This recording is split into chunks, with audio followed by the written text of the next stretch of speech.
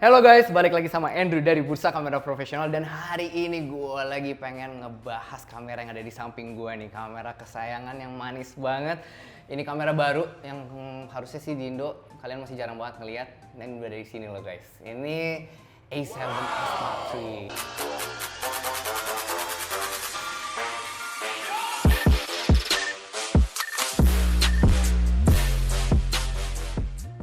Gue pengen ngebahas ini buat kalian, supaya kalian tahu tentang spek-speknya dan fitur-fitur apa yang kelebihan dari A7S Mark III ini. Nah, hari ini buat memperkenalkan barang ini nih, A7S Mark III, gue lagi kedatangan bintang tamu yang gokil banget nih. Ini udah ahli banget dan spesialis banget buat A7S Mark III ini. Jadi aku perkenalin dulu Sony Alpha Professional Videographer kita.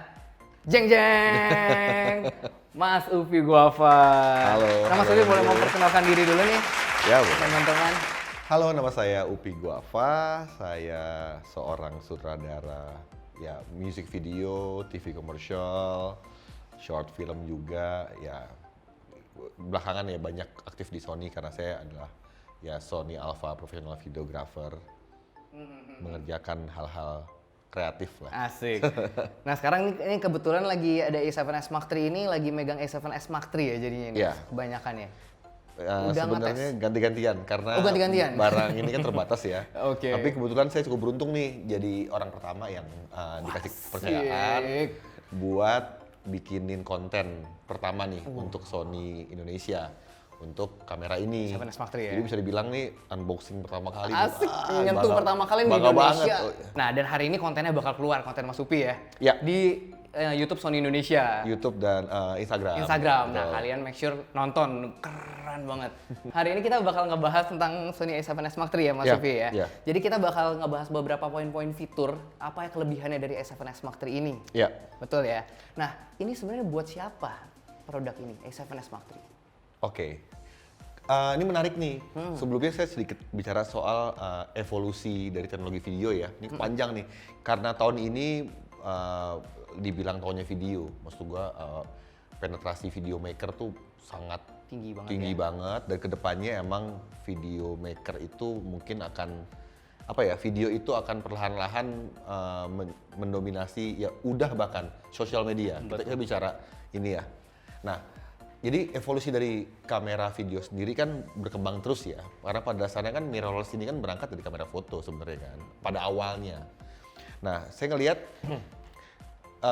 orang-orang yang mempergunakan kamera mirrorless sebagai tools video making mereka ternyata punya behavior yang berbeda dengan orang-orang yang mempergunakan kamera dari evolusi yang berbeda nih, ngomongin handycam, ngomongin cinema kamera. Dia kan disebut video kamera lah istilahnya kan. Betul. Camcorder, ada lagi mungkin kalau di film itu kamera film gitu kan. Itu kan mereka berevolusi sendiri, kamera foto pun berevolusi sendiri nih gitu loh. Arahnya beda ya? Arahnya beda dan ngebentuk behavior pelaku industri yang berbeda juga nih. Kasarnya orang yang berangkat dari kamera film misalnya, kita bicara ekosistem yang berbeda nih, ngomongin sutradara, sinematografer, ada fokus puller, tidak butuh autofokus. Banyak, jadi membentuk manusia-manusia yang berbeda di industri. Cara kerjanya beda. Kalau kita bicara generasi videographer ya, Betul. karena disebut videographer nih, orang-orang yang toolsnya adalah yang berangkat dari kamera foto. Oke. Disebut videographer karena istilahnya fotografer, videographer gitu. Oh gitu, beda ya berarti Videographer tuh istilah baru sebenarnya. Istilah baru ya? Dulu tuh nggak ada videographer, yang ada adalah sinematografer atau sutradara. ya? Oke. Jadi sutradara bekerja bersama sinematografer membuat film. Kasarnya gitu lah. Sinematografer bukan sutradara dan dia nggak ngedit, yang ngedit editor gitu. Tapi culture-nya fotografer di saat kamera dia sudah bisa dipakai buat merekam video, muncullah tipikal run and gun. Satu orang dengan spirit fotografer sendirian ngambil gambar, dia juga nge-direct, dia megang kamera sendiri, dia ngedit sendiri, disebutlah videographer. Istilah dari fotografer, videographer. Oh itu ceritanya fotografer yang hijrah gitu ya?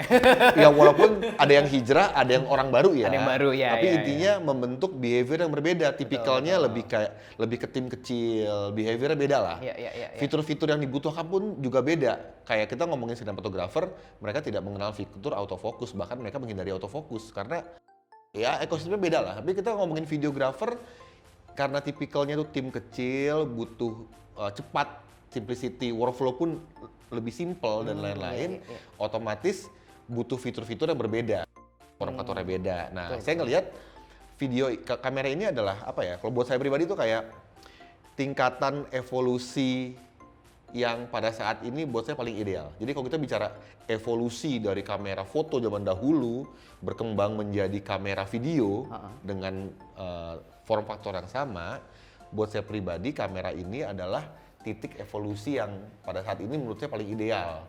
Karena apa? Karena kebutuhan semua pelaku industri yang ada saat ini gitu ya, ada di sini. Dari bicara kualitas, color science, resolusi, kita bicara autofocus yang reliable, kita bicara fitur-fitur lainnya. Tadi ntar kita bahas masalah digital audio.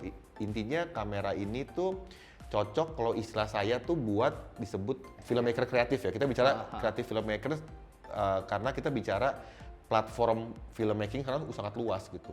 Nggak hanya bicara film doang atau short film doang, iklan doang, tapi udah berbagai jenis bentuk. Ada sekarang udah mulai berkembang nih food videographer misalnya. Yang awalnya kan nggak ada food videographer.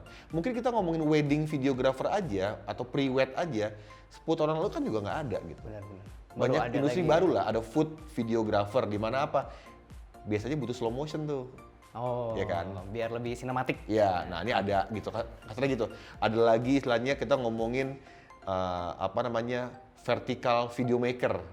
Kita bicara Instagram, TikTok di mana sudah mulai ada nih sinema vertikal gitu.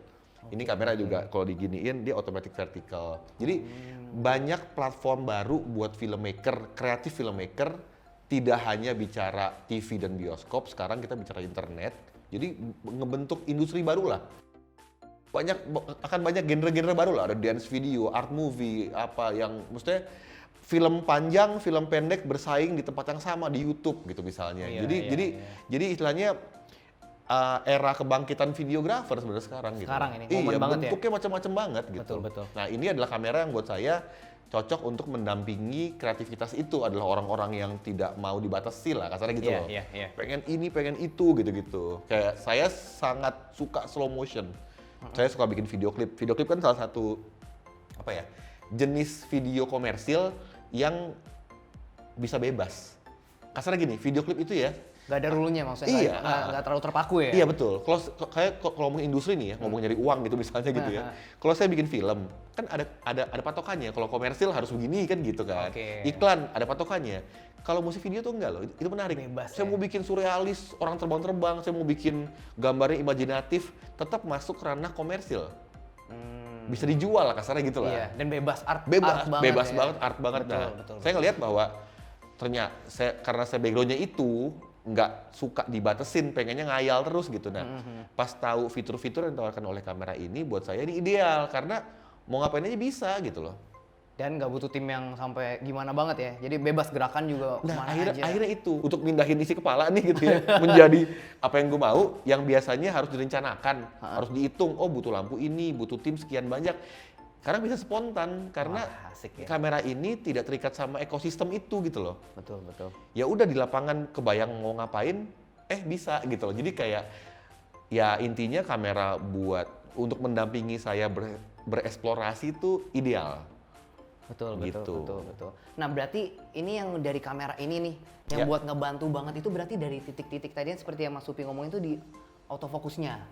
Banyak. Bener ya, autofokus, low light. Autofokus, satunya low light. Semua buat saya berangkat dari low light. Berangkat dari low light ya? Iya, saya baru mulai ngerti nih kenapa flagship videonya Alpha yang dipakai tuh S-nya gitu loh. Kan gini loh, kalau kita ngomongin kamera video kan orang kan macam-macam mintanya. Ada yang mintanya 20K, 30K gitu. Ada yang mintanya 200 bit gitu misalnya. Maksudnya permintaan para video maker itu kan beda-beda. Betul. Kalau kita ngomongin pada umumnya ya. Kebutuhannya beda-beda. Iya, dan tidak ada yang minta S pada awalnya. Tapi kenapa dari awal A7S yang seri pertama nih, ini adalah flagship video sentriknya Alpha gitu. Kenapa yang dijual kasarnya gitu ya? Kenapa ISO dan dari A7S Mark I, Mark II, Mark III peningkatannya tuh signifikan lebih baik? saya lihat bahwa semua berangkat dari ISO karena ISO itu merubah cara kerja. Oke. Saya dulu syuting lampu minimal 2,5 kilo, 4 kilo, Bawah semua 20 itu ya? kilo. Pernah loh saya Bawa syuting berapa tim. kali pakai 20 kilo watt gitu, ngegantiin matahari gitu ya. Aha. Mahal, bawa tim harus banyak, ya mahal lah dan lama gitu kan. Iya, costly juga. Gensetnya apanya.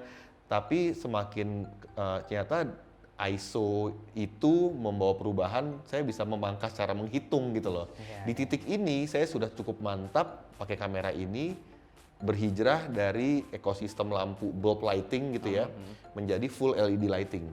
Oh. Yang paling gede kan cuma 300 watt ya LED ya.